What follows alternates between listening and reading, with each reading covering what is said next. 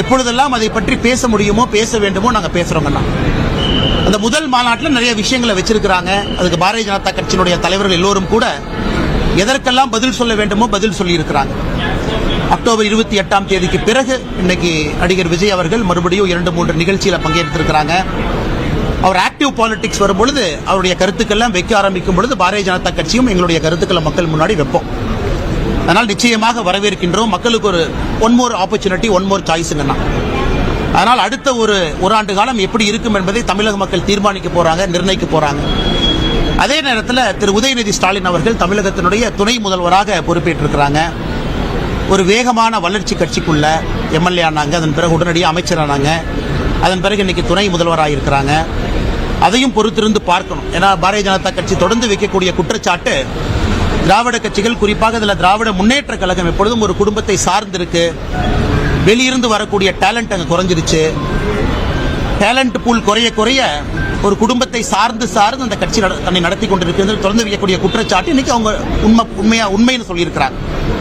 அதே போல உதயநிதி ஸ்டாலின் அவருடைய செயல்பாடு வருகின்ற காலத்தில் துணை முதல்வராக எங்கே அவரை விமர்சிக்க வேண்டுமோ நிச்சயமாக விமர்சிப்போம், நன்றாக செயல்பட்டால் நிச்சயமாக பாராட்டுவோம்.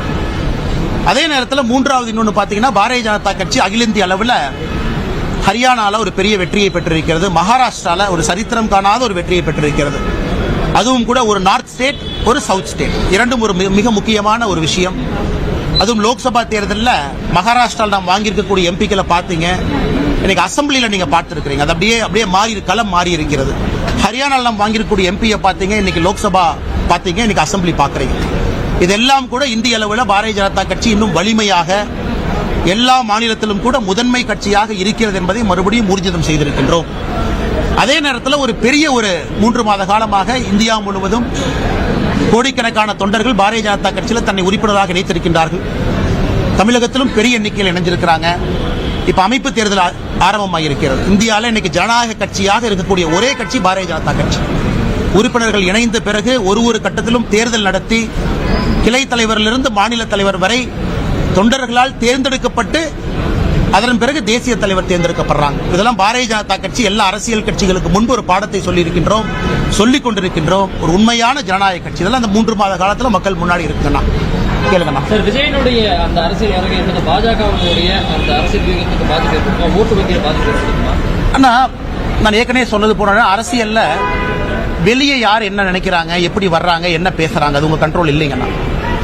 விஜய் அவர்களை பொறுத்தவரை தமிழகத்தில் இன்னைக்கு திராவிட கட்சிகள் பேசக்கூடிய அதே சித்தாந்தத்தை தான் விஜய் அவங்க பேசுறாங்க. புதிதாக எதுவும் இல்லை.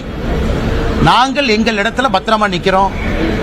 எங்களுடைய பாதங்கள் வலிமையாக தாங்கி நிற்குது. ஆனா விஜய் அவர்களுடைய பேச்சு, அவருடைய கொள்கை கிட்டத்தட்ட திராவிட கட்சிகளுடைய கொள்கையோடு தான் ஒத்து போறாங்க. அவர் பேசுகின்ற பேச்சு எல்லாம். அதனால் இது யாருக்கு பாதிப்பு ஏற்படும் என்பதை பொதுமக்கள் எல்லோரும் கூட கணிச்சிட்டாங்க.